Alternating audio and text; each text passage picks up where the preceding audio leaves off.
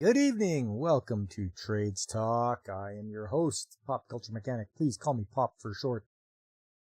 And on this stream, rather than playing video games or reviewing anime, as I so often do on the weekends, I delve into the world of the skilled trades. Because that is what my day job is. I am in the skilled trades, and I have been for over 25 years. And I believe it's important that people should know what it's like or how to get into them and learn about them. Well, that's what I'm here for. I'm here to answer your questions or explain things about the skilled trades and what they can do for you. And if you've been on here before, you know that I always start out with a little bit of news from around industry. That way we can see sort of how the economy's doing, whether facilities and plants are being built or whether they're being shut down, whether there's strikes, all that kind of good stuff.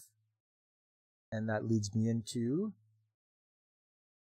right here, Plant Magazine, where I grab some news and see what is happening out there.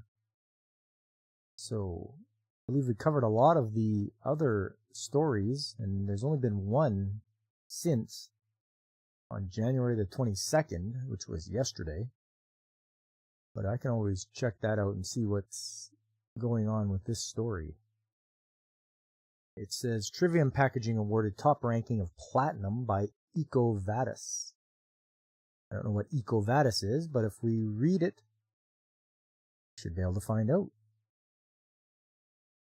Trivium Packaging has retained its platinum status for its third consecutive year, the highest ranking in the 2024 EcoVadis Sustainability Ratings. EcoVadis Platinum Award reflects demonstrated improvements and contributions towards sustainable growth in the past year, with high scores in the environment, labor and human rights, ethics, and sustainable procurement strategies, including a rating of outstanding in the environment category. EcoVadis, a provider of business sustainability ratings, awards the platinum honor to the top 1% of over 100,000 participating companies assessed globally, spanning over 175 countries and 200 industries. We are honored to receive the prestigious Platinum Sustainability Rating from EcoVadis for a third consecutive year. It is a testament to Trivium Packaging's unwavering commitment to our environmental, social, and governance responsibility in packaging and all levels of our business, said Michael Maps, CEO, Trivium's. This recognition underscores our dedication to driving positive change in the packaging industry and reinforces our belief that sustainable practices are integral to our business success. Trivium? Good band. Right on, Godzillionaire. How you doing? Yeah, apparently they've got a platinum award for the third year in a row for, ticking all the boxes, it looks like. Now more than ever, the bar has been raised, said Jerry Wazenar, Chief Sustainability Officer, Trivium. This achievement awarded by EcoVadis is a testament to the work we've sought to achieve at Trivium and the long-term investment we've put into sustainable practices. Through our dedication to driving a positive and transparent sustainability impact, we aim to inspire others to join the continuous improvement process that supports our customers, our plant, and our people. The EcoVadis rating system scales from bronze to silver, gold, and ultimately platinum, which recognizes the top 1% of all companies assessed over the last 12 months who are leading the way in ESG standards. Oh, ESG. Yay, ESG. Yeah. This is a pathetic article. They don't have even... It's not even described what they've done to earn that award. Nothing about the things they do. It's like, okay, good for you. You won an award. Doesn't mean I'm going to buy your stuff. You cringe every time you hear someone say continuous improvement. Oh, yeah. Yeah, I hear that. Or KPI. Anytime I hear somebody's like, oh, we got to keep up with our KPI. And I'm just like, oh, shut up. I don't need to hear that. Yeah, that's all in Plant Magazine. I'll switch over to MRO and see if they have some different articles you can have a look into and see what's going on. Let's have a look at this. Canada's new research security rules target institutions in China, Iran, and Russia. KPI's management speak for what my bonus is based on, you pleb. Yeah, there you go. That's a good one. Yeah, just drives me up the wall. Let's see what this is all about here. Among the 11 strategically important research areas are artificial intelligence and big data technology, quantum science, and aerospace and satellite systems. The federal government will not bankroll sensitive scientific research tied to dozens of schools, institutes, and labs in China, Iran, and Russia under new restrictions announced Tuesday. Well, I hope not. Among the 11 strategically important research areas are artificial intelligence, big data technology, quantum science, and aerospace and satellite systems. Ottawa is concerned that foreign adversaries are determined to acquire sensitive Canadian research and intellectual property by partnering on projects with academics in Canada. Well, yeah, you can't trust them. The announcement builds on a federal statement issued February 14th, 2023, that research in key fields will not be funded if those involved are affiliated with institutions linked to military, defense, or state security organizations of counties. It's probably supposed to say countries, but it says it's written counties, deemed to a risk to Canada. I mean, our Prime Minister loves China anyway. The guy's such a nimrod. The question is, will artificial intelligence help combat natural stupidity? Ooh, that's a good question. I sure hope it doesn't. Because people have to try to make themselves better and not rely on artificial intelligence to help make themselves smarter. The government has published a list of the sensitive technology research areas and a complementary list of named research organizations with which researchers should avoid ties if they're seeking federal funding. The list will be reviewed regularly to ensure they are current. Among the listed organizations are the China Academy of Electronics and the Information Technology, Iran's Sharif University of Technology, and the 33rd Scientific Research and Testing Institute. Researchers should be mindful that institutions not currently on the list of flagged research organizations may still pose a risk, the government says. Under the rules, applicants applying for a grant in a sensitive research field must attest that they are not affiliated with or in receipt of funding or in-kind support from a listed institution. Following the attestation, a researcher must comply with the policy for the duration of the grant, the government says. No researcher linked to a listed organization can be involved in any research activities, including collaborations and co-publications supported by the grant, says briefing material on the system. The Chinese embassy in Ottawa immediately called out the policy in a statement that said Canada is using unfounded concerns to politicize and undermine scientific exchanges that benefit both countries. Yeah, maybe you should shut up and look in the mirror there, China. You do the same exact thing. You guys are disgustingly underhanded, and the CCP deserves to go down in flames. So, get wrecked. Get wrecked, China. That's all I gotta say. The Russian embassy and Iran's foreign ministry did not immediately reply to requests for comment. The federal government stresses in its background materials that the new policy was developed in consultation with the research community. While the rules will take effect soon, institutions and researchers will be given sufficient time to understand and implement the measures, the government says. In crafting the new rules, federal officials appeared to be mindful of balancing the benefits of open and collaborative research and need to protect cutting-edge advances from hostile powers that could undermine Canada's national security. The Canadian Association of University Teachers says it worries Ottawa might have gone too far. No, they didn't go far enough. Or they should just hold the line. You don't want to let people who, like the CCP, use their money and influence to steal your ideas. If they want to be all, why can't they just think of their own stuff? They don't need to collaborate with any other country. And if they can't think up stuff, then it's their own damn fault.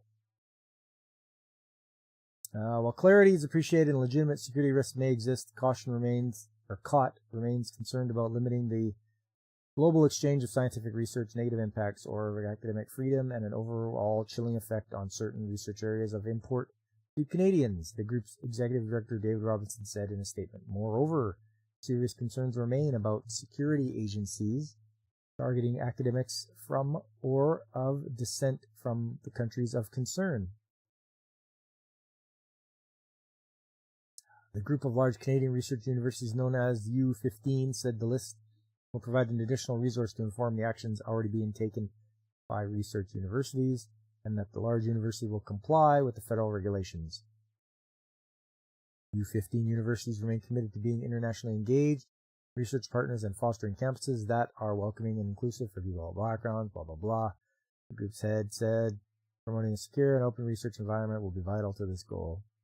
Federal officials are wary of creating a chill within ethnic communities and rattling Canada's bilateral relations. They fleshed out the policy, documents released through the Access to Information Act. Yeah, don't worry about offending people.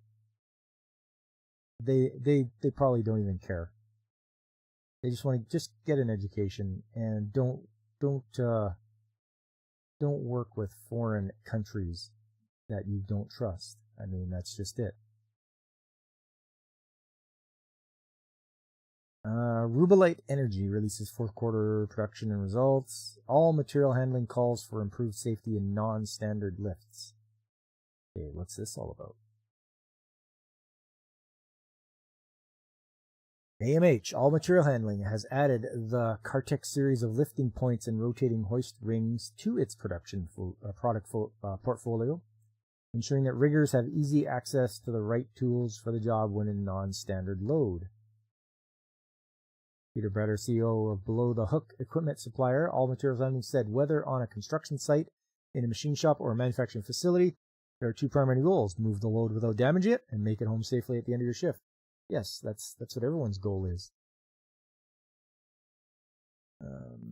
We're still seeing a lot of incorrect use of eye bolts in particular. Well, yeah, I mean, a lot of people like the side load eye bolts, which is, you're going to bust the thing. They're meant for straight lifts on the axis only. Don't go perpendicular to the axis. It'll snap, even if it's a shouldered eye bolt. What does it say here? Traditional eye bolts are best used for straight inline lifts only. Yeah, there you go. Or they incur a significant reduction in the working load limit. The old school alternative was often to wrap a round sling around the load and see how it went. But frankly, both can be an accident waiting to happen. I mean, rigging's a big thing. Like, it's super important. The crane operator, the person who's lifting the actual load, is the one that is ultimately held responsible and accountable. And if he doesn't like how some things are being done, he can stop everything and make it get fixed until it's the way he likes it.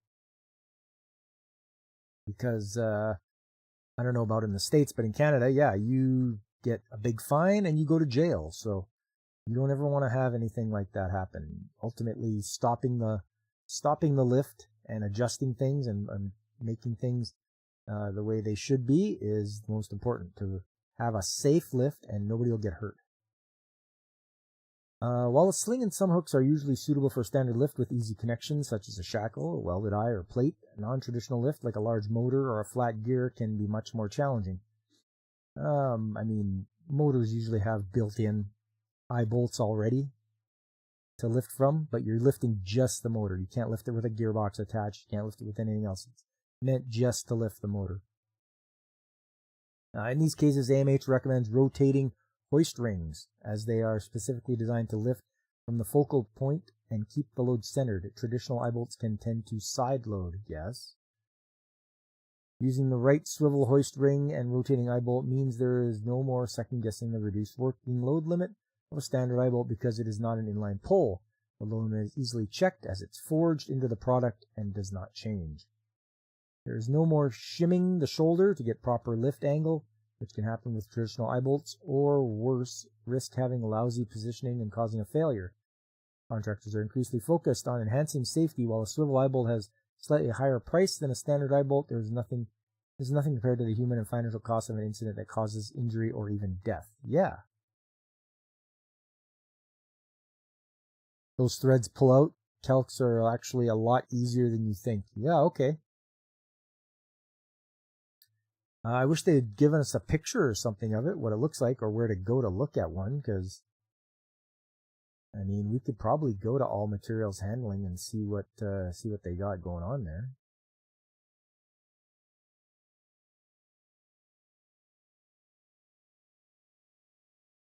All Material Handling. There it is, All Material Handling.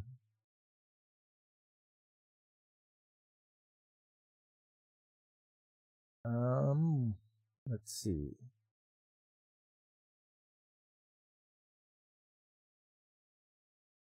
Is under sling. It might be under here.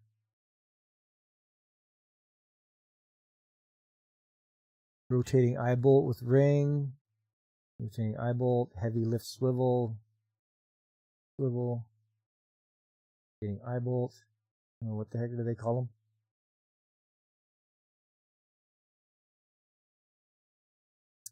Rotating hoist rings. Okay. Here it is right here. Rotating eye bolt.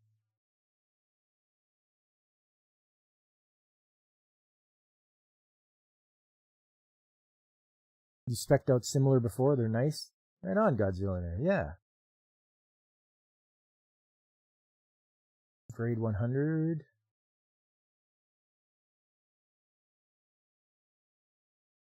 Okay, what does that look like here?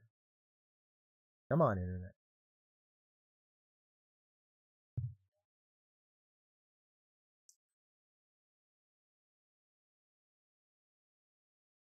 Okay, working load limit. 0.3 tons, 0.4, 0.75, 1.5, 2.3, all the way up to 12 tons.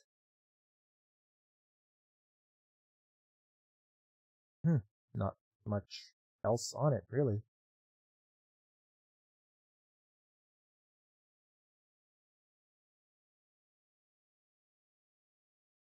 Huh. Use them a lot on lifting things that need a spreader bar. Okay. And thank God for spreader bars. I mean, those things are great. Oh, they have lever hoists.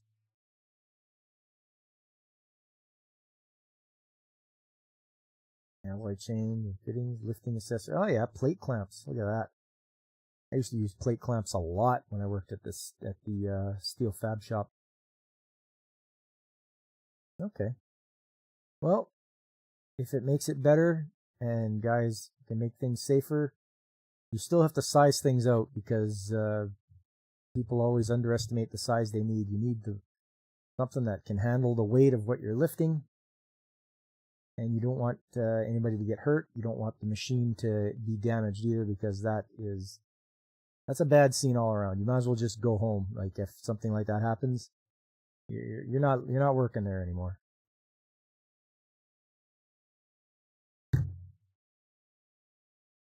Okay. Yeah, that seems to be all the ones that sort of interested me in looking at for articles anyway. On what's going on out there. Nothing major. We'll move along then to recruiting Gen Z, a solution to the skilled trade shortage? Question mark? So this article starts out, who says skilled trades aren't for Gen Z? Discover how this tech-savvy generation is making its mark. Yeah, we'll see about that. As older workers retire, the skilled trades face a looming question. Where will the next wave of talent come from? The answer might just lie in the hands of Generation Z, set to surpass baby boomers in the workforce in 2024. Yet, attracting this tech-savvy and ambitious generation requires a strategic shift in how we perceive and promote these vital roles. Only if the skill you're short on is TikTok or being offended. Yes, I'm glad there isn't a certificate for being a TikToker. I'm long told that a 4-year college degree is the path to professional success. So I was told this as well when I was in high school, which was back in the early 90s. I just finished high school in like 1991. And they were always telling us like, oh yeah, you got to go to university. You got to go to university. And I didn't. So Gen Z may instinctively lean towards higher education. The stigma around working in the trades means these jobs have often been regarded as an option for those who fail school.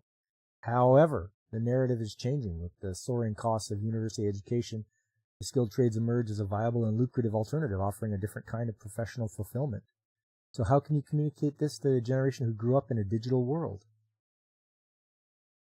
Like Digimon. Digital monsters.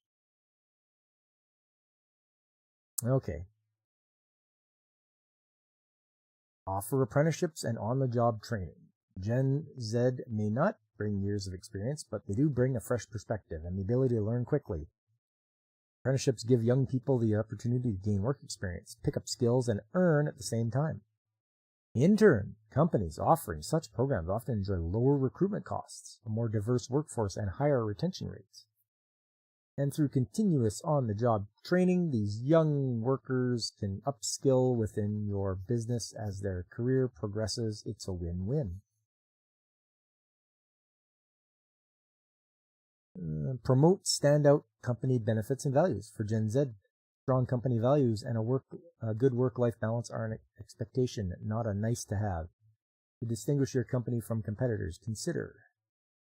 Okay, well, you can hope for a good work-life balance, but it depends company to company. And if they can't suck it up and do work more than they are at home, then they're just not cut out for it then. And sometimes you may have to do that. I mean, in the later part of your career, I'm sure you can find a place where you can not have to, bust your ass to work so hard. But that comes later. Implementing flexible work policies. Hybrid and remote options can be tricky in the trades, but offering flexibility around hours, days off, and vacation can be a major draw. So yeah, during the pandemic, I know a lot of people got to work from home. That's not how it happens in the trades. You don't get to stay home. I went to work every day. It didn't matter. Go to work, do your job. You can't do it remotely. You have to be there in person. That's all there is to it. So don't think you're going to work from home if you're working the trades. Maintenance doesn't wait for feelings. Damn straight, Godzilla. You're the man. You know it. Championing diversity, equity, and inclusion. This is one of the other acronyms I dislike a lot, immensely. This is whenever I see this, if it's in an email from corporate, I just delete it because I don't care. I'm not reading this. Gen Z expects tangible efforts in DEI, so actively promote your initiatives in recruitment materials and on social media.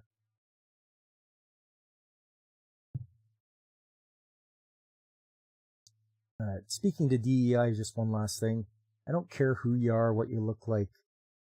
Just come to the job and work hard, okay? When I ran a crew, that's all I wanted from the people on my crew. Like, we have a job to do. Let's do it. Don't slack off and watch your phone. Let's come in. Let's get in here, get our hands dirty. Let's get this job done. Just work hard. Don't complain. And, we'll get through it. We'll get through our shift and then we can go home. That's all I wanted. And I have to say, I had a really good crew. Like some of the best people I've ever worked with. Because if there was anybody that wasn't working out, or if I had somebody on the crew that was just not doing it for me, just talk to my bosses and be like, put this person on a different crew or get somebody else. And eventually I made it where I had just the right people on my crew. And that was great. We could do just about anything. The next one, harnessing new technology. By incorporating the latest tech and tools, you'll appeal to a younger cohort, but that's not all. When older and more experienced workers collaborate with tech-savvy Gen Z employees, Creates a unique learning opportunity. Seasoned workers can learn new tricks, embracing contemporary tools and digital platforms they might otherwise have ignored. Maybe, but then maybe the younger ones should learn from the older ones as well, the ones that have been around a lot longer and have more experience. Connecting with schools. Engaging with local high schools can open avenues for career presentations, innovative competitions, and work experience opportunities. It's a good idea. I mean, having them go and introduce the high school kids to the trades is like one of the best things they could do. That way, that puts the seed in their head that they don't have to go to get a 4-year college degree, university degree, student debt. Engage on social media. 9 in 10 Gen Z adults actively use social media, and around half spend at least 2 hours a day on it. Maintaining a strong presence on platforms like YouTube, Instagram, and TikTok can be a powerful way of reaching younger talent. Share bite-sized, engaging content. Think videos showcasing apprenticeships, company milestones, or day-in-the-life glimpses. Highlight financial benefits. Counter the myth that success is exclusive to college graduates. Skilled trades offer a debt-free start. This is true. Job security and resilience against AI disruption. Yes, that's also true. It's a path that not only avoids substantial university debt, but also offers the flexibility to pivot careers later, should they choose. And that's right, and you can specialize depending on which trade you go into. There's other little niches you can get into in each trade, which is really neat. You specialize in one area, and you can do that if you enjoy doing whatever it is. Recruiting Gen Z with Randstad. Oh, okay. Yeah. That's just advertisement. But there you go. Randstad. That's who brought you this article. So that's interesting. I know they're reaching out to, Gen Z and all that. I'm Gen X. You can reach out to anybody, X, Gen Y, Gen Z. It's all people that can work in trades if they get it into their head and they know what they want. Or if they know that they want to change and they don't just want to have a job, if they want to have a career, something that they can bring with them for their entire life.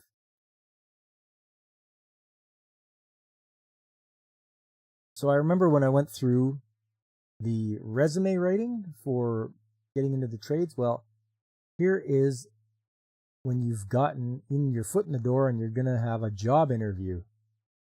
This is like make or break for getting your job that you want, because the way you answer and what, all these questions, and they're going to ask you a lot of questions.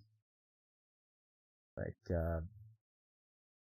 you're going to get, scenarios, and they're going to be like, well, what if this happens? What would you have done in this? Or what have you done in the past to do this? All this kind of things.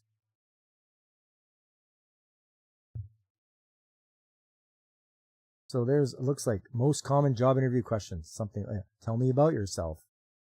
How did you hear about this position? Why do you want to work here? Why did you decide to apply? What's your greatest strength? What are your strengths and weaknesses? What do you know about this company? Why should we hire you? What is your greatest accomplishment? What's your salary? Do you have any questions for us? That's a big one too. You should at least study up on the place where you want to work. Check out their website, read up about them, see what's going on, and have some questions about the stuff, about the place, depending on what they do, what they make. Make sure you try to find out. Then you can ask them questions, what's this? How do the job prospects look? Is there a lot of turnover here? Or, anything about the product. Is there new products that, is the company going to be expanding? What are you looking for from a new position? Are you considering any positions in other companies? I've never heard anybody ask that before. What is a professional achievement you're most proud of? I've heard that before. What kind of working environment do you work best in, or where do you see yourself in 5 years? And there's situational job interview questions. Why haven't you gotten your bachelor's degree? I don't. In the trades, I doubt they would ask you that. Why have you switched jobs so many times? That's a good one. Describe yourself in 3 words: hardworking, alpha male, jackhammer, merciless. Yeah, there you go, Godzilla. I like that one. And yeah, if you have a resume that has you like having, 6 jobs in a year, companies don't like that. They'll look at it and go, this guy doesn't stay anywhere for any length of time, and we don't want that. But if you have one on there where you've been at a company for like years, 5 years straight, they're going to look at it and go, okay, this guy he's stable. He wants a place and he wants to stay there. Why did you change your career path? Why did you decide to leave your previous job? Why is there a gap in your work experience? Why were you fired? That's a tough one. Like if you've got on your resume that you were fired, then you really have to do some explaining. And hopefully it wasn't for, anything too terrible or illegal or anything like that. How do you feel about working weekends or late hours? Always say yes. You're just starting out. If you feel about working weekends, I got no problem with that. Right away, that's a plus in your side of the column. You'll be like, oh, okay. Because if they're interviewing someone that's like, oh, I don't like to work weekends, they're going to be like, okay, well, see you later. How would your boss describe you? Do you have any serious medical conditions? A lot of places will do a pre-medical inspection or examination even before you get to the interview, just so that they know that you're clear to work. What would be your first 30, 60, or 90 days look like in this role? Are you a team player? What are you going to say? No? Of course you're going to say yes, you're a team player.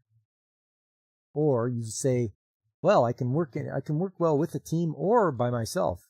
It doesn't matter. Are you a risk taker? That's a loaded question, especially when you're in the trades.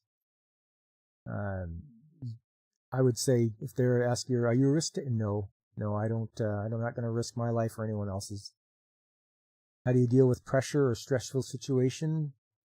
They might describe a situation, and then you'd have to tell them how you react, or you'd have to come up with something in the past. I found that's what a lot of them do. Will ask you, oh, well, what did you do? Did you have a time in your experience where this happened? Can you remember? Can you explain to me a story of to when you had this? Do you think there's a difference between hard work and smart work? Yes. That is always a yes.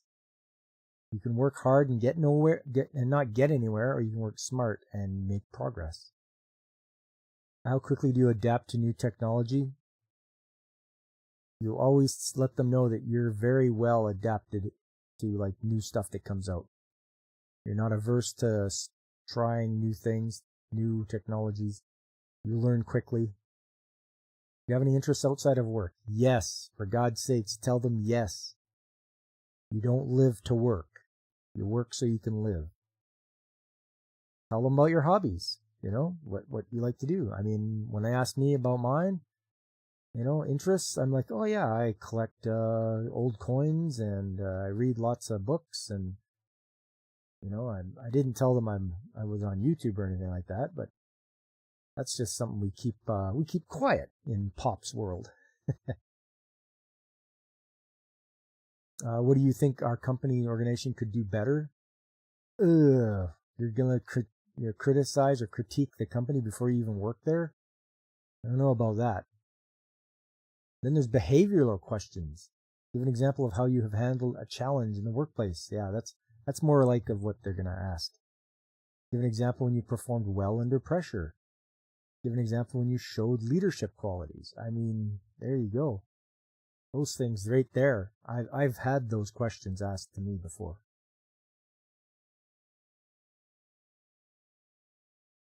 So now at this website, it's called, what is it called?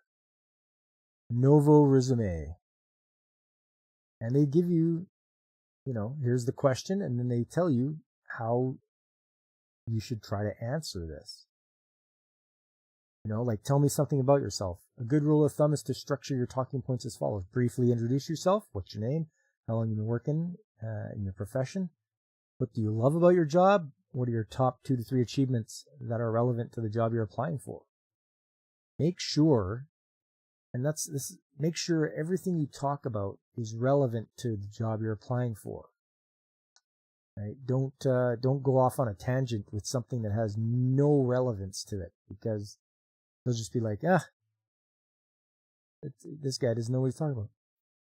Angry Canadian, hey, welcome. AC, how you doing, buddy? We're just kind of going through, before we did the resume, now we're doing the questions to answer when you get the interview. How did you hear about this position? I mean, that's not a trick question. It'd be like, where they're at, whether it was Indeed or, newspaper or whatever. Just tell them, yeah, it was here. I found it here. I was looking, or someone told me about it. Someone that works with the company, they can recommend you as well. Whoopa! Hey, Whoopa, how you doing? I sure liked your stream there. I just before I started mine, I was watching Whoopa's stream. He was playing some Stardew Valley, and very enjoyable. Had a good time. Why did you decide to apply for this position?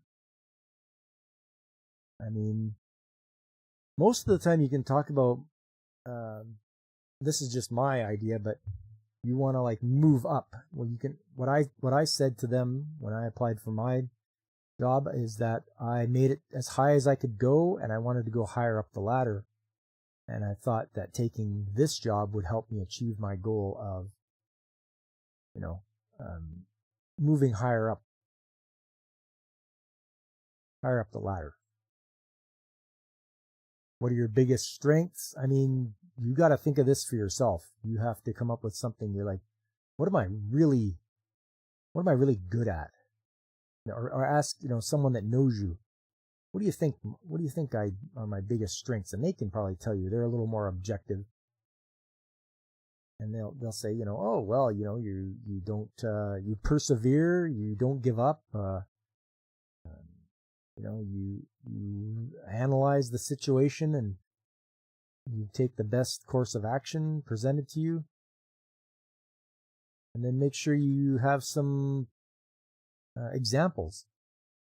So you're going to have to look into your past history and be like, okay, well, I have examples of when I was able to, either communicate properly or get this job done by thinking of some creative way to do something. What's your biggest weakness? Tough one. This is a tough one. You don't want to be like, oh, well, my biggest weakness, well, I am pretty lazy. Or, you got to come up with something that is, a weakness, but a minor one. Nothing that's going to put up any red flags. Like, I think I told them, they're like, well, what's your big, I'm like, well, I'm not very good at coupling alignment. It's something I don't do a lot of, and it would take me a long time to get it done because it's something that you get better the more you do of it. So for me, that was a good way out because, yeah, it's something that I'm weak in, but it's something that if I do more of it, I will get better and better at it, especially given the opportunity. Of course, Whoopa's biggest weakness is that he doesn't learn from his mistakes because he doesn't make any. Look at that. Hire that guy right now. Oh, yes. What do you know about this company? Like I said before, do some research. You're going to apply to a place? Look it up. See what they make. Do they make some products? They provide a service? Deep dive into it. See what they do. This will help you on later. Not only can you tell them, because if they ask you, oh, well, what do you know about us? You can be like, oh, well, you guys do this and this and this. You make this, or you guys service this. And they'll be like, oh, yeah, that's good. Yeah, you're right. And then that will lead you into asking questions later about their company. Why should we hire you? Oh, man. I mean, you have to talk yourself up. No one else is going to talk you up except yourself. So when they ask you, well, why should we hire you? Well, I have this many years of experience, and I know exactly the machines that you guys use, and I've repaired them lots before. I'm a self-starter. I don't need to be told what to do. And I'm very computer savvy, so I can work with the maintenance software. And I can be a resource to the other employees because they can come and ask me questions and I can explain to them. All that kind of stuff. In past interviews, you usually will say things you struggle with and specifically give answers to how I work on those weaknesses already. Hey, perfect. That's a good example too, Whoopa. Always let them know that you're working on those weaknesses. Okay, yeah, I am working on this. Get better. I have improved a little bit. I used to not be as good at this, but I'm a little better now. So that's good, and that means that you're growing as an individual, and you're not being stagnant. And I'm sure the employers will like that. What are your salary requirements? Okay, so a lot of places won't ask you this because they will have it posted already. A lot of places will be like, here, hiring for this position, this much an hour, or pay this much a year, whatever it is, however they pay you. And other places that do ask you that, they're trying to feel out how much they can get away with not paying you as opposed to what you want. But once you never go down.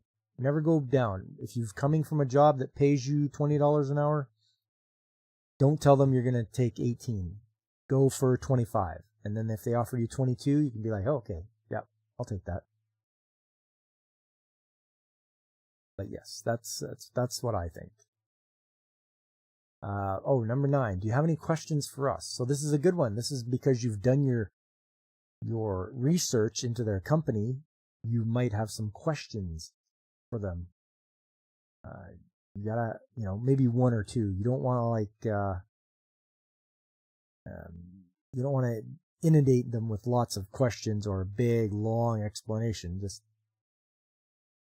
here, they have a list of possible questions. What does a regular day in the company look like? What's the best thing about working for the company? What's the worst thing about working for the company? I don't know if I'd ask that one, but would you say the biggest challenges a person in this position might face? What are the most important skills and qualities? What do you like best about working for the company? What are the most pressing issues that need to be addressed? Do you have any training programs? That's a good one. Training programs, asking about that. What sort of budget is there? What kind of opportunities do you have for future development? That's another good one. What are performance expectations for someone in this position? Do departments usually collaborate with one another? Do you celebrate birthdays or retirements? I wouldn't ask that one. Do employees usually hang out with each other outside of work? You'll find that out if you start working there. Is there anything else I can help you with at this stage? What is the next step in the hire? Yeah, what's the next step? Yeah, that's a good one too. As you're leaving, oh, by the way, what's the next step? What's going to happen now? Number 10, what are you looking for in a new position? I guess they would be asking you that. It's whatever you think. Like, if you're going into a new position, you're like, oh, I'd like some autonomy. I'd like to be able to. For me, it's like making things better.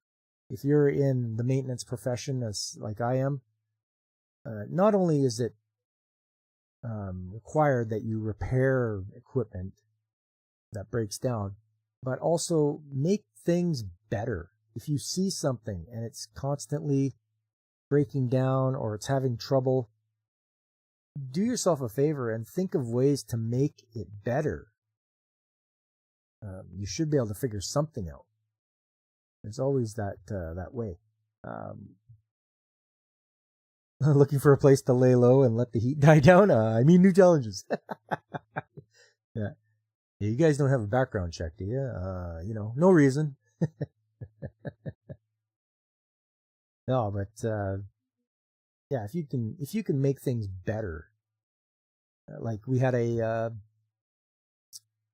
nitrogen cylinder trolley, and the tires were pneumatic, and they would go flat, a lot. And the guys would just fill them up and be done with it. I'm looking at them going, I'm going to buy some solid rubber tires because this is stupid. So I did. I bought some solid rubber tires, swapped them out. We don't have that problem anymore. Make things better. Try to improve things. Maybe it won't get that noticed right away, but you can take solace in the fact that when you go to use that piece of equipment or whatever, you're not going to have to be the one to fill up the tires with air. They're going to be fine. Are you considering other positions in other company? I don't know about that one. I've never been asked that one before. That's a bad one. I would not ask that. What's a professional achievement you're most proud of? So that's a good one. And especially if you've been on like a crew or whatever that have taken, that have done big projects, you can be like, oh yeah, we did this in record time, or we did this without any injuries or lost time accidents. We've done something that no one else has done before. That's the thing. Now I've taken job away from the tire inflators. Good. Most of the time it was usually me anyway. But yeah, always have like one example of at least something that you're proud of. It's an achievement you've done. That's important. Because then they know that, oh, wow, this guy's all about it, he knows what it's like to achieve a goal. What kind of work environment do you like best? I mean, a safe one? I don't think anybody would ask what kind of environment you like the best. One where I fight with all my coworkers, or no, that's just kind of silly. Where do you see yourself in 5 years? Okay, yeah, they might ask that. You can be like, oh, well, in 5 years, well, I've progressed far enough, high enough in the company to be a supervisor, or I've progressed far enough that I've gotten my CTEC certification, whatever it might be. Just let them know that you have a goal that you want to achieve, something that is you're looking forward to,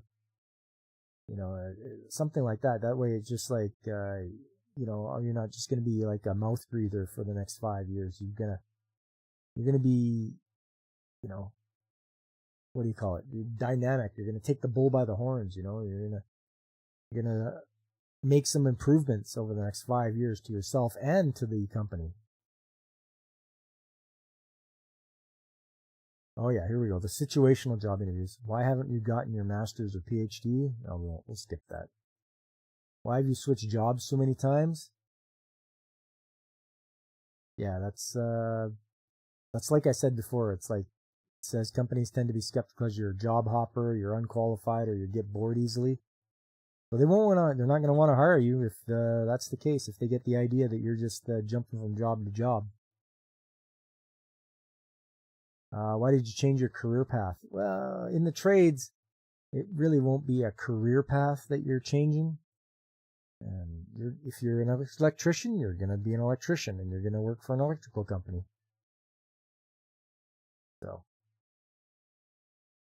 why did you decide to leave your previous job? Yeah, so you got to have a good reason for leaving your last job. And don't say, oh, well, the company started bleeding cash and was on its way to bankruptcy.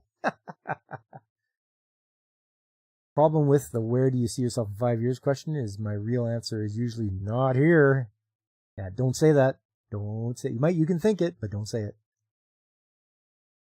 So for me, when they asked me why did I leave my last job, I told them, well, I got tired of the 3 M's. And they were like, the 3 M's? I'm like, yeah, mold, maggots, and mice. Because I worked at the city dump, and that's what we had abundance of. We had lots of mold, we had lots of maggots, we had lots of mice. So not only does it give them a little bit of factor, thinking about mold, maggots, and mice, but it's a very valid example of why you'd want to switch. You know, oh, I want to work at a place that doesn't have all those things because I'm disgusted by them, you know. I don't want to handle human waste anymore. So that was my example because that's where I came from, so. Oh, the commute is always a good reason for leaving last job. Yes, that's a good one, Godzillionaire. Yeah. Oh, the commute was too long. Yeah. Yeah, I was tired of driving 40 minutes or 50 minutes to get to work. Yeah, that's perfect.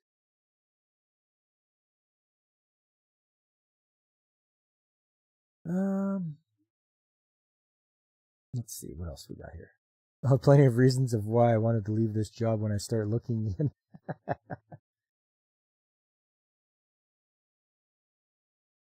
Why is there a gap in your work experience? I never got asked that because there really wasn't a gap. And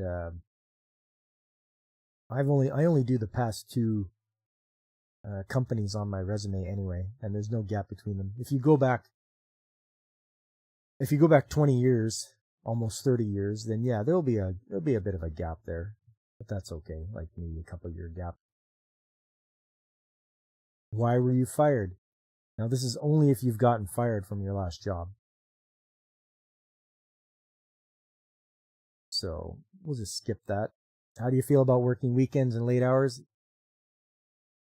Like I said before, say yes. If they find that you're a whining and complaining and you're not even working the weekends or late hours, they're not going to hire you. Tell them, yep, you betcha, I'll work the weekend, I'll work late. Not a problem. Why is there a gap in your teeth, interviewer? Yeah. Or number 8, how would your boss or coworkers describe you? It's tough now. Now you've got to think about what would your coworkers say about you. Good stuff. They got to say good stuff.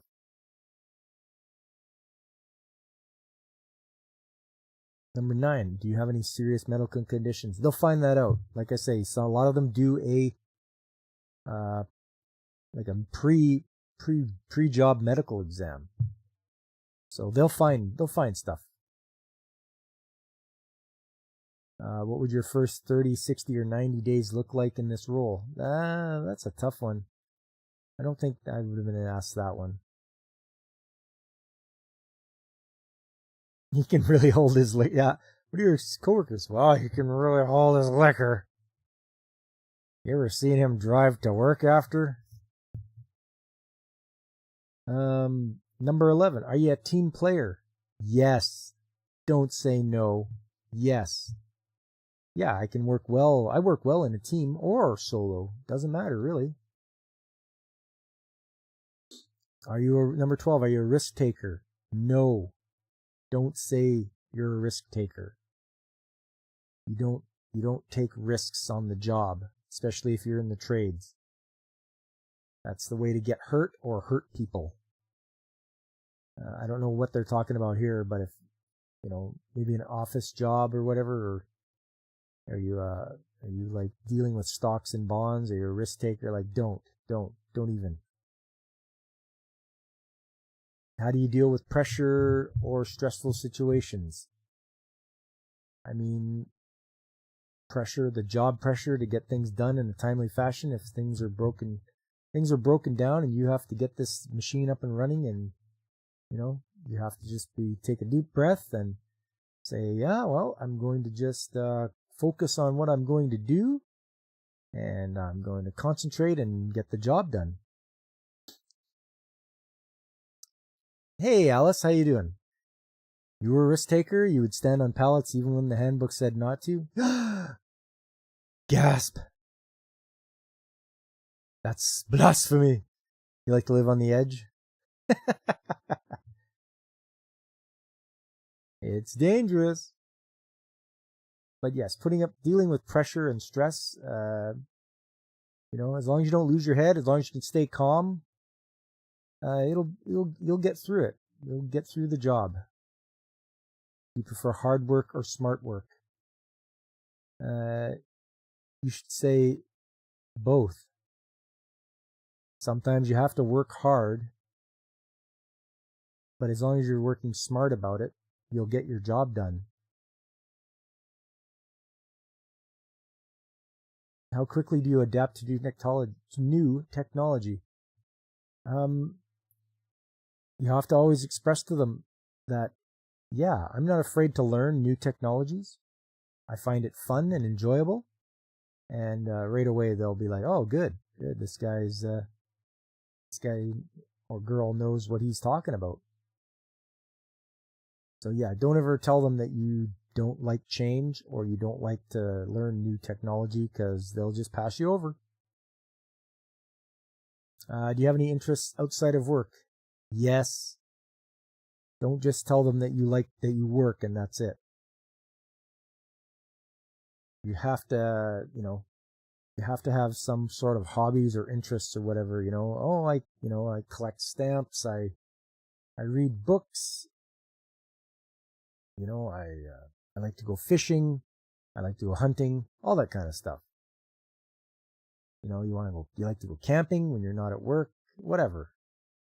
It shows you that you have a healthy hobby outside of work. You just tell them you watch streamers on YouTube like Pops and AC. Yeah. Well, if you're going to do that, at least show them an example. Bring your phone with you and be like, hey, look, see, this guy's streaming on YouTube right now. It's Pop. Number 17. What do you think our company organization could do better? That's one I would not even touch. You're just there at an interview and you're going to try to tell these guys what their company and organization could do better. No. It's only when you've been there for a while could you tell them that what they could be better at.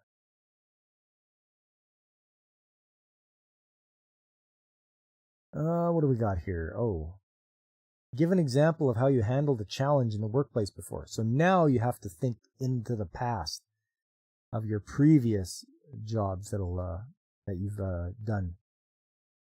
Now get you hired on the spot. You got a job interview today, but you'll keep this info for next time. Hey, all right. Want to know how you did there, Alice? Let me know. Hopefully you get the job.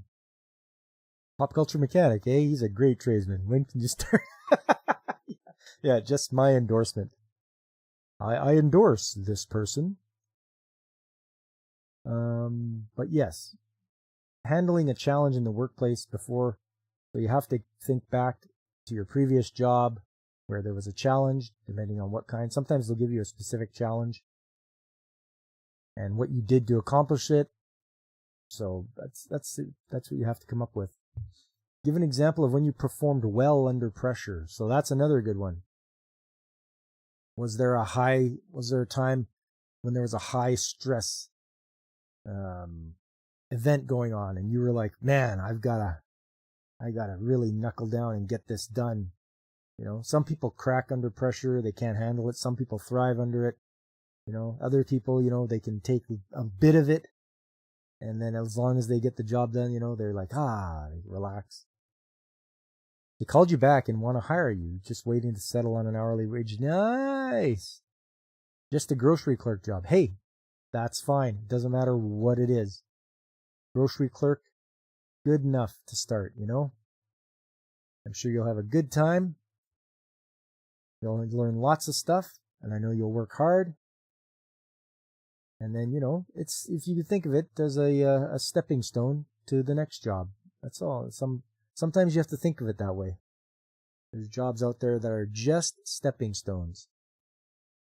One of my friends she wanted to be a heavy equipment technician, but she had to do a little bit of a stepping stone, and do like auto mechanic first. So she did that, and it was sort of a step sideways on her progression, but it was she just did that job, but then she managed to get into the heavy equipment technician a little later on. And I told her, I said, it's a little bit of a stepping stone. You stepped sideways, but you got back on track.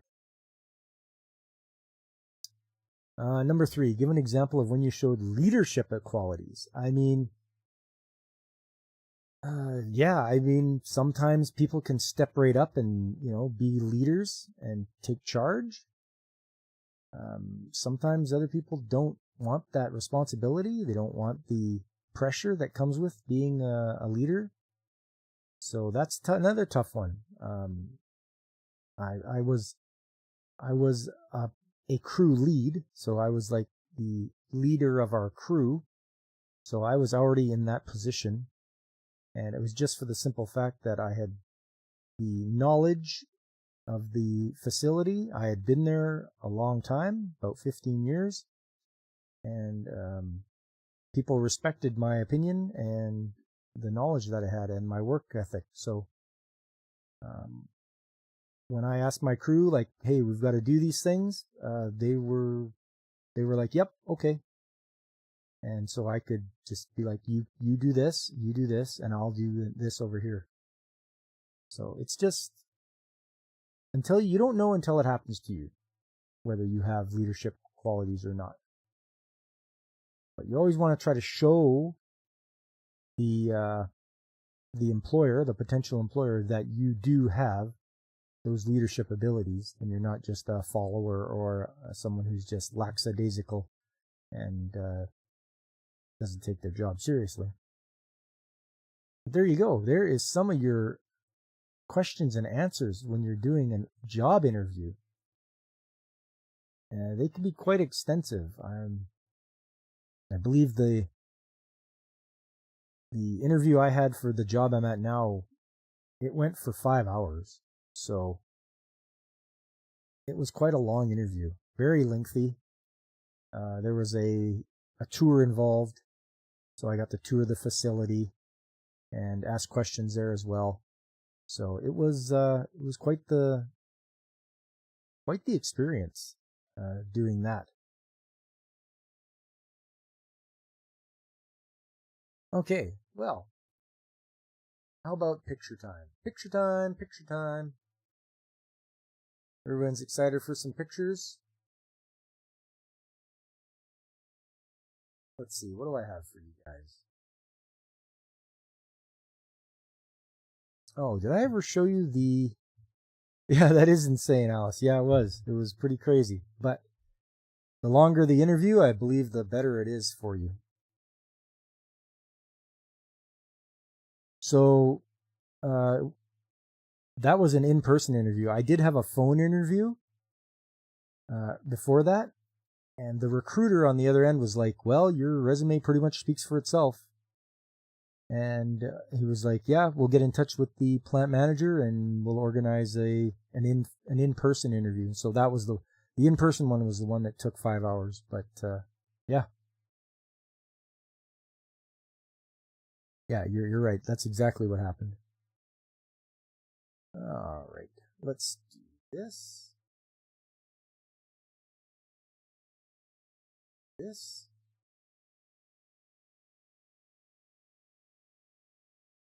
Oh, before I get to pictures, let's have a commercial. Oh, hey there everybody. How are you? Well, I don't always play video games, but when I do, I make sure to safely make a safety save in a safe environment.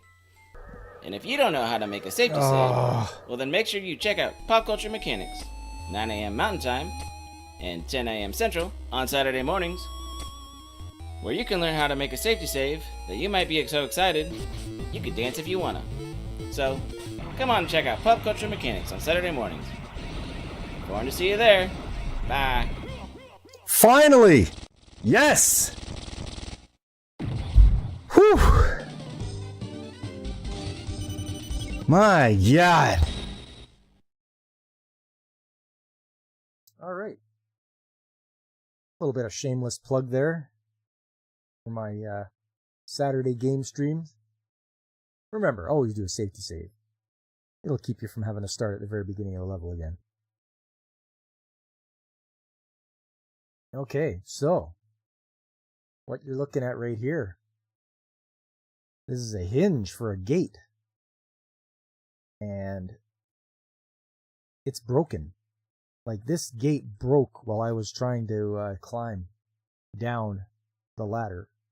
Because you open the gate up, you close it, and then you climb down the ladder. And this weld broke. I wasn't even putting a lot of pressure on it, but that just goes to show you the quality of the weld that was there. It just broke right out of there. And I got some different shots of it. Here's a upper view of it. You can see the separation there.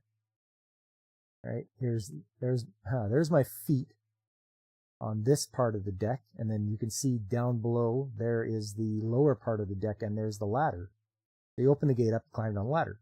It's not very high, it's like a 4-foot ladder, but like I say, I just pulled on the gate and it snapped.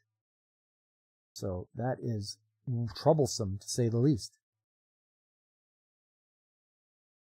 Try to get another better shot there. There you go. So there is broken weld. So the quality control there is not very good.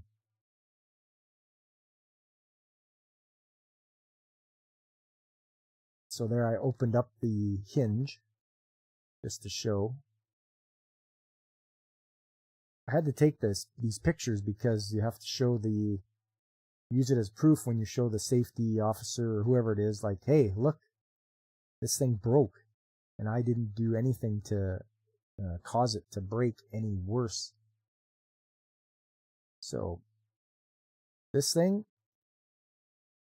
would have been ground down. They would have ground all the old weld off, put it together, and they would have welded it up. Maybe you just don't know your own strength. Come on. Not that strong. It was just the matter that it just couldn't take that stress of being like you use the gate as the ladder, right? You hang on to the gate as you're climbing it down it like a ladder. But yeah, that was crazy that that it snapped like that.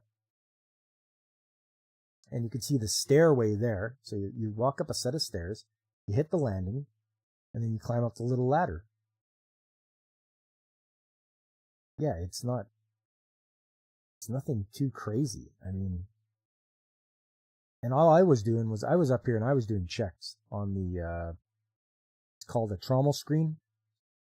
So I was just doing my regular preventative maintenance checks. And this thing just snapped. So. Oh, there it is there. There's the bottom of the screen. And I do have some actual video of the screen in action. I can show you guys. Might be pretty interesting if you want to see that. Like that.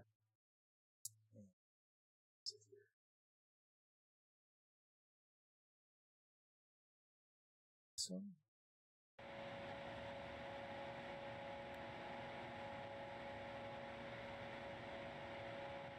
So right now they're loading up this, I gotta turn it down a bit. So this thing they're loading into is called a shredder. This thing shreds anything that you put in it. And right now what they're putting into it, I think, is some old pallets and all that. And he'll eventually dump it in there, this operator. And this shredder will just shred it all, and it'll pop out the bottom onto this conveyor here. And then it'll go up this conveyor. Right there is a mag belt, so there's a giant electromagnet inside here. And that'll pick out all the metal that's in there, nails, all that kind of stuff. Hey James, how you doing? Nice to see you. Hey, it's Stuff. Yeah. 5-hour interview? That's not okay. No, it was okay. The longer the interview, the better it was for me, because it means they will like you and they want you there. So there goes the pallets and wood and all that, and you can see it's getting chopped. It's chopped up inside there. You can see it. I'll probably get a little closer here. I think I walk along and after he leaves so I don't get hit by the loader. Hide the turtles. Yeah. So here we go. So this thing chops up.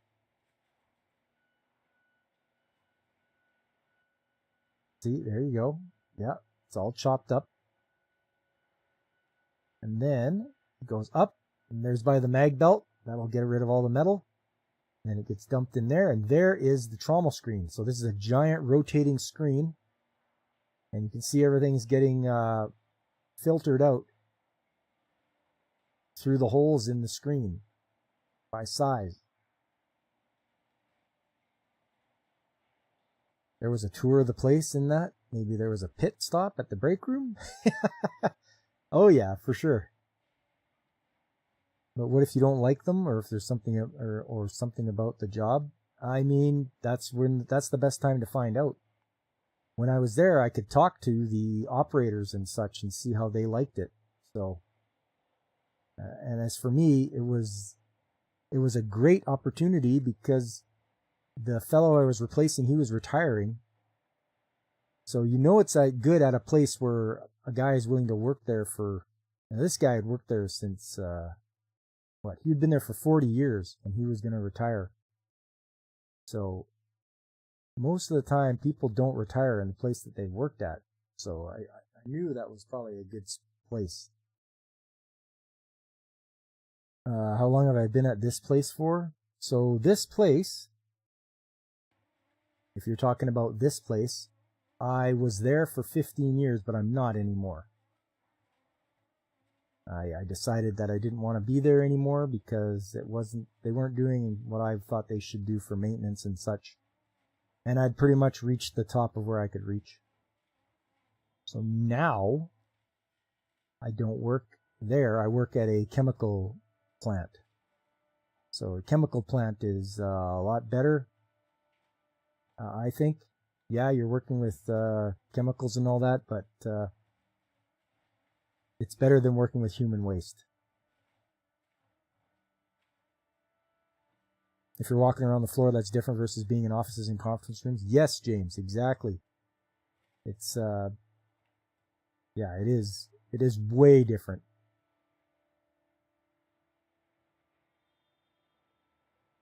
You can see the wheels here that hold the belt down. I had never seen that before, but that's pretty neat. I like the way they designed that. Let's see here. Okay, they're gonna go for another dump in the shredder.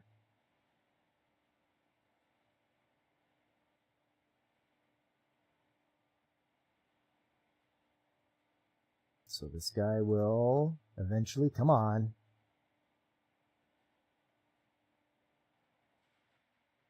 There we go.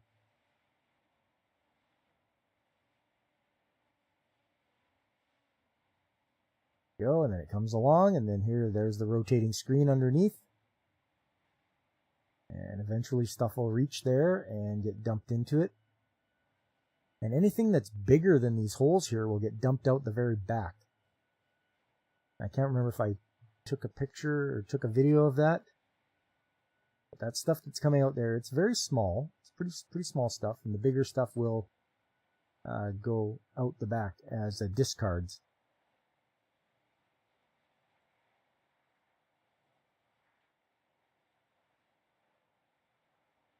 You're getting where the inspiration for Teenage Mutant Ninja Turtles came from? Yes, from the shredder.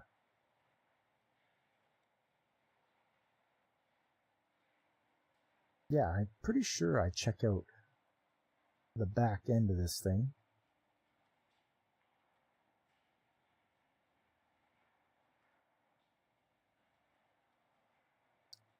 Now, there was a door on the end of this thing people could go into and clean when they had to. You take some air wands in there and clean it out. Yeah, here we go. So stuff that doesn't fall down the holes falls out this one.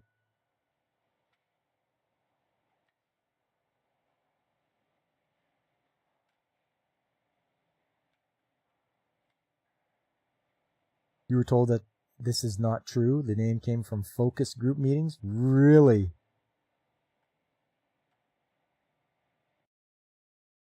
It wasn't Eastman and Laird that came up with the shredder name?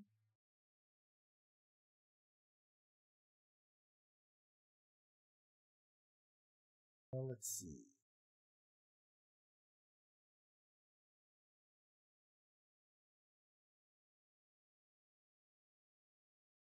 So part of that system, or I should say part of that So it was known as the anaerobic digester. And that's where they would put all the garbage mixture into some chambers and siphon off the gas to burn the gas turbine. So, because they had a lot of foul air, they had to scrub the air. How they did that was with these pumps that would pump it through some acid, but all this debris would get pumped over there. So this pump was meant to pump acid. But I don't know how they got all this debris in there, but it would end up in there. Yep, the top 4 most popular things with children at the time. And don't blame you, you weren't in charge. Yeah, no, I'm not blaming. We don't point the fingers here. Yes, scrubbers. Exactly what they are, James. Scrubbers for the anaerobic digester. Hey, it's Jay. The Gooch is here. How you doing, Jay? Good to see you. Just looking over a few things here. The debris that would get caught in the pump strainer, and how we'd have to because it was they were pumping acid the acid helps clean the air as the air gets pumped through an acid mist. So this was all the debris that would get clogged, that would clog the strainer, and then the pump wouldn't pump anymore. So we'd have to, get it cleaned, probably use an air wand to clear it out, pick it all out of there. I've got some, nope, that's not it. I've got more pictures of the strainer. There it is. There's some more. I think this was dried out, but that's the bottom of the strainer there. You can see a lot of those holes are plugged with all that garbage. And this is hardened on now. So now you got to chip it away. And I believe my apprentice and I were cleaning that up. There you go. That's what a clean strainer looks like. So you've got the mesh there to catch the finer stuff, and the big to protect the impeller of the pump. So that's good. Machinery looks pretty clean. Yeah, for the most part. There you go. There's those side holes. Those are a lot cleaner now.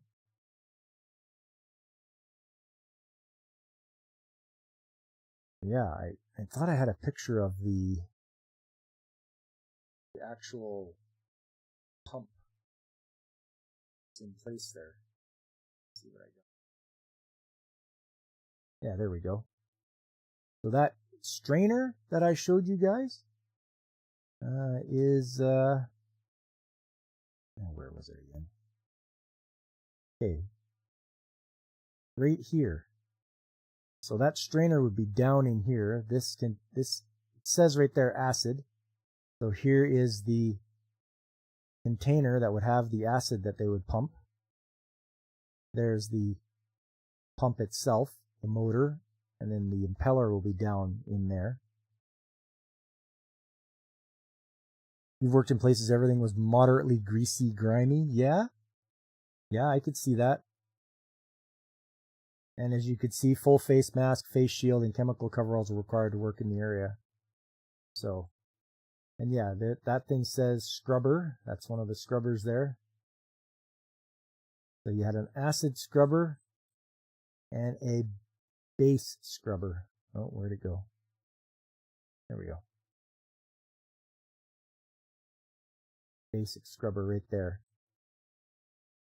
So that would take care of the air that was pulled out of the building, because it was so just nasty air, like really full of ammonia and such. There's a little better close up, I guess. But yeah, this is where the acid would go. And not weak stuff either. We're talking on a pH scale. I think we're talking, you know how a pH scale goes 1 to 14? Apparently this stuff was like less than 1.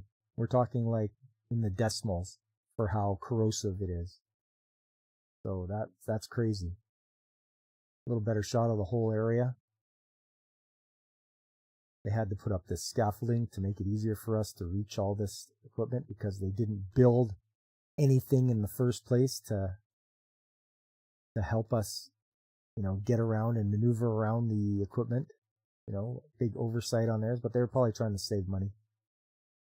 Pretty sure they were violating OSHA regs or EPA regs or both. Yeah, there's a lot of that going on, I'm sure. Oh, here you go. This is what happens when you don't drain your compressor. So these guys, you can see the water coming out of there, and that's just cracked a little bit. So these things weren't working. These valves here, air-powered valves, are supposed to drain the water out of here, but they stopped working. And so you had just like a tank full of water, which compressors, you don't want water in your compressor system. The O in OSHA stands for optional. Yep.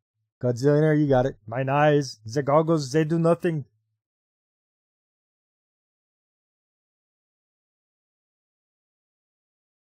Yeah, and this is just in the attic. Well, they called the attic. It was the topmost floor. This is where they had the air compressor and dryer. This is the dryer unit we're looking at. And the air would come through and it would pull the water out of it with these filters here.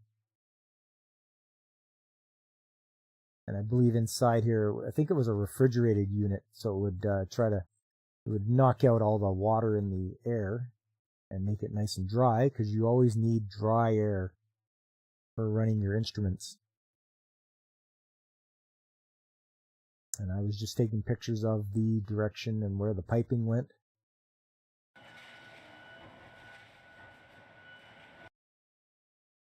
I think I was just getting a picture of, or a video of this thing in action.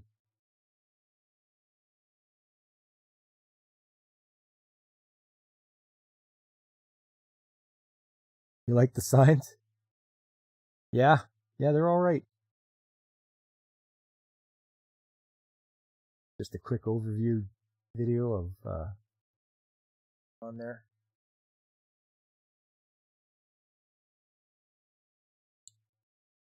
Did I have a picture of? No, not that. That's what the shredder was called. It was the Terminator SE. It showed you quite a bit on the display screen, like the amperage that the motor was drawing. So it was 75 amps when it was just running idle with nothing there. And it showed you could control the conveyor belts. You see that one there has a magnet on it, so you can see the mag belt, whether it was running forward. It would also run in reverse if it had to clear anything out. I believe that's how the shredders work. DJ Ronnie G must be busy or lurking. Maybe. Hey, Nico, how you doing? Nice to see you. Just showing a little few things about the shredder that. So this here, they thought this was good enough protection for this electrical equipment. So you got material falling out of this hole here at the end of the trommel screen, and a lot of it could fall out and damage the electrical stuff. So they built this little thin sheet, and we came up with something a lot better. Oh, here's some better shots of that, of the scrubbers. The acid scrubber and the basic scrubber. How they're connected together. But I have to find, I want to find some of those shots of The wall. Yeah, there we go. So you guys saw that old wall that they had? Well, we decided to build a new one, something that's a little bit more solid. So we used some spare square tubing. I think it was 6x6. And I think we put a 3/4 inch piece of plywood, or not plywood, 3/4 inch piece of sheet steel on there and welded it and then anchored it to the floor. So we did that, and that was way better for protecting the instruments here, because you had your, I believe these were gas detection, and then you had your junction box here that you needed to protect with all the power coming out of the ground there. So there you go. There's a little better shot of it. Now that's a solid wall right there, right? And secured into the floor, big eye-bolt or big anchors. So nothing aside the front end loader was going to knock this over. Nothing falling out of there would have done it.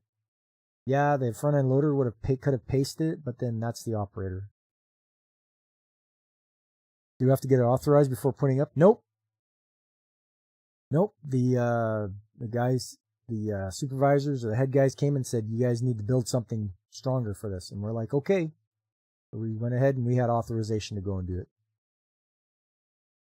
Just wonder how much regulation there is with this stuff sometimes. Yeah, there can be. There's another shot of it from behind. So we made it so that it touched the wall. And there was a little hole there for us to stand it up properly. And yeah, more secured at the back there with more anchors. So yeah, strong enough wall for what we needed to do. Much better than that lazy, thin tin that they were using. You found out living in a house built around 1880, someone used flexible conduit. It's a mouse ladder. Oh no. That's the worst thing. Freaking mice.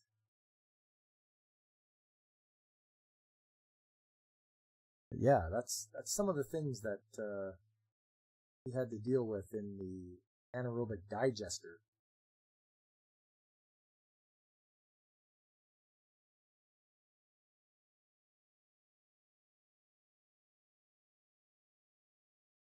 Let me just do like this. There we go. Well, yeah, there we go. That's it for the pictures and such. Hope you guys had a good time. I know I did. It's always good to see everybody. The usual suspects like Godzillionaire and Angry Canadian, always good to see you, and Whoopa Troopa. And Alice, it was nice to see you today. And same with you, James. Always good to see you guys popping in. And Nico. And Jay, of course. Jay, I'm going to be actually in your neck of the woods there next month for like a few days. And yeah, I said Nico. So yeah, please do me a favor, everybody. Hit the like button if you want, and subscribe if you haven't already. I was checking there the other day and just checking to see if the people that show up to my streams are actually subscribed. So do me a favor, and I'm trying to make my way up to 1,000 there. I'm at 865 last time I checked. So I'm slowly marching my way up to getting 1,000 subscribers, and you can't do it without you guys. Yeah, and spread the word. Let them know. Hey, let people know, your friends, whoever it might be. Hey, there's this guy Pop. He hangs out on Tuesday nights for trades talk. You want to know anything about the trades? Come and ask him. Come and share your stories. And if you're in the trades, I'd really like to hear from you because I like to do interviews. I want to hear what your trip your journey into the trades was like. So hit me up. I'm always open for it. Yes, Whoopa, hit the like button if you want, and if you don't want, hit it anyway.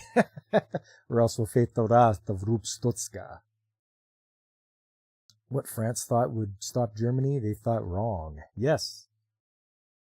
What's that, the Maginot Line? They cannot get past us here. I don't think they can make it. But then all of a sudden the Germans are like, we will just go around your stupid wall, and we will attack you anyway. Or else face the wrath of Rupstotska. That's true. You don't want the wrath of Rupstotska. There's other good channels out there too, people I watch and enjoy, like Pacific 414 and Blaine's Escape Corner, who is probably streaming right now as we speak. There's Ronin66, DJ Ronnie G, there's Brandon the Anime Guy, the Nerdtorial Lifeform, there's Angry Canadian, who we saw in the chat earlier, and our own very own Whoopa Troopa, who was streaming before my stream started. I always have a good time watching his chill streams. And then there's Punk Waddle. You can find him at Floral from Under a Rock and on Snowdub's channel. I have a Discord. It's called The Shop. It's where all the tradesmen hang out and shoot the breeze. So if you want to see and interact with me more and all of the other awesome people that are in the chat there, because they're in Discord with me, just hit up my Discord. Coming up, Saturday is game stream. I'm playing Golden Sun. This game is just crazy with how much content it has. It's just amazing. But I'm having a great old time with it, trying to get through. And hopefully I'm going to get even further. Hit a little bit of an impasse, but that's okay. I did some research, also known as looking at the walkthrough, but, sometimes you need a little hand. So I'll be doing that on Saturday. On Sunday, that's Anime Chat. You like anime? You want to chat about it? Show up to Sunday Anime Chat. The theme this month is mystery/detective anime.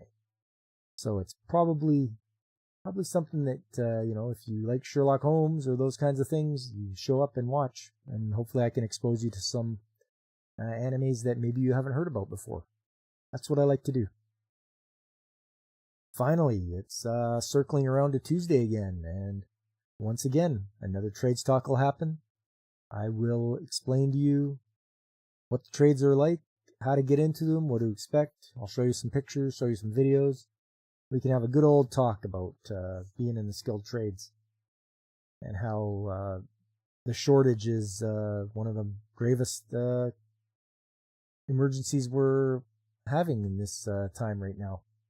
We need a lot more young people getting into the trades so that I can teach them, because I'm not going to be doing what I am forever. I'm got about another probably 15 years, and then I can retire.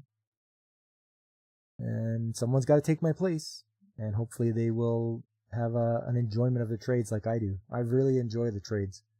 I've been in it for over 25 years, and it's very rewarding. It feels good to me to learn how something works, how to repair it, how to make it better, all that kind of good stuff. And DJ Ronnie G, you're late. Lateness, Mr. G. You need to set a reminder. Yeah, come on, man. It's your day off, too, isn't it? It's probably sounded just like that with more cussing in French. Zutala! Sacre bleu! They are going around. They are going around it, and we don't know what to do. Are those motors, generators, or what? Those look like...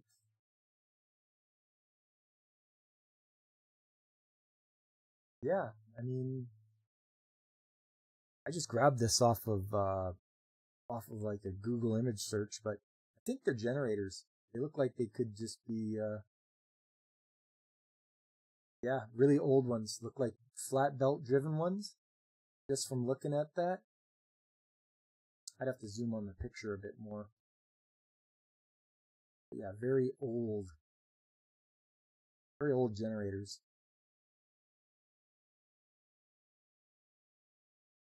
I haven't been in the not in the power generation, so I'm not quite sure. I could always bring up my folder for that and have a look at it. Because I think I have it in here somewhere. Yeah, there it is.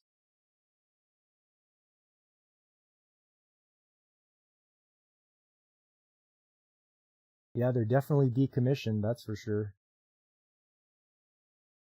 Yeah. That place is a wreck.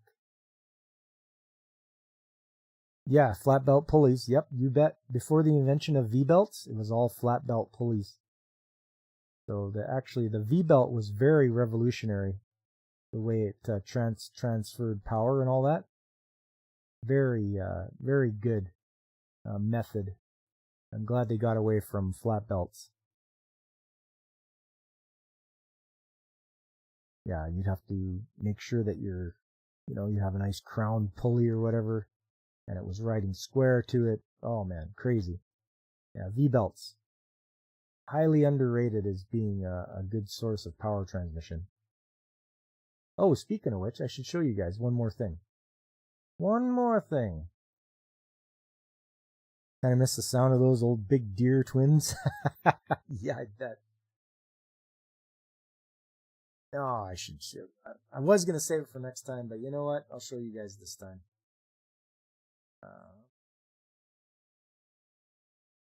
Here?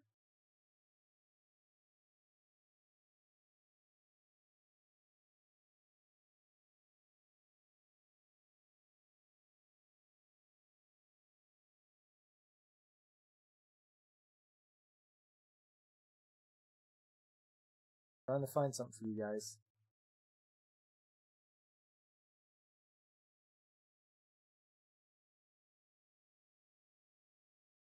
Here.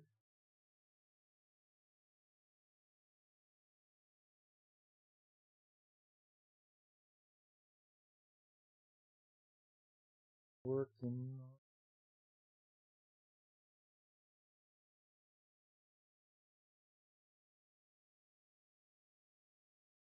Oh, I may have to leave this till next time. Anyways, I had some new video for you about some stuff that had failed, so I will, you guys will have to come back next time to see it. Sorry about that.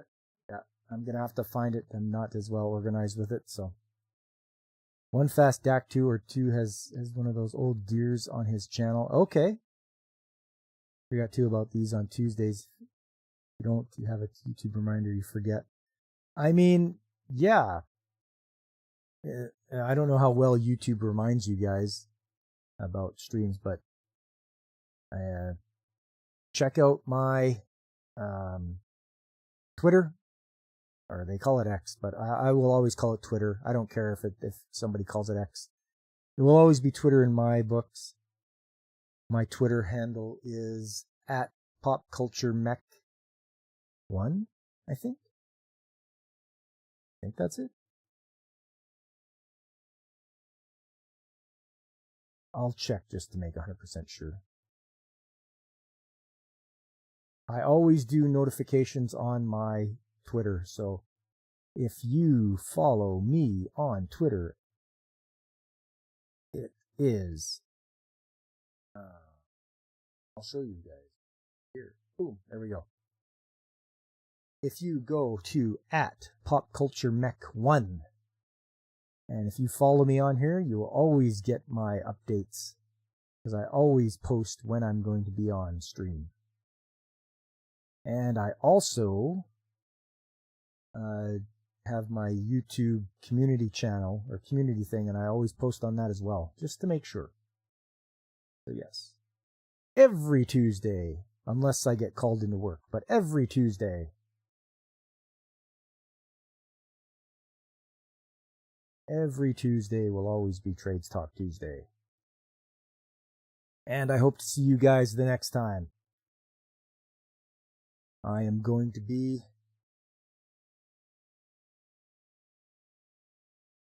signing off soon here. I hope to see you guys on Saturday.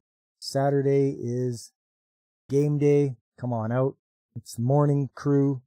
I'm here at 9 in the morning Mountain Time on Saturday and Sunday, and 7 p.m. on Tuesdays. So, you know what comes on comes on tomorrow? One more day until, you know what comes out tomorrow?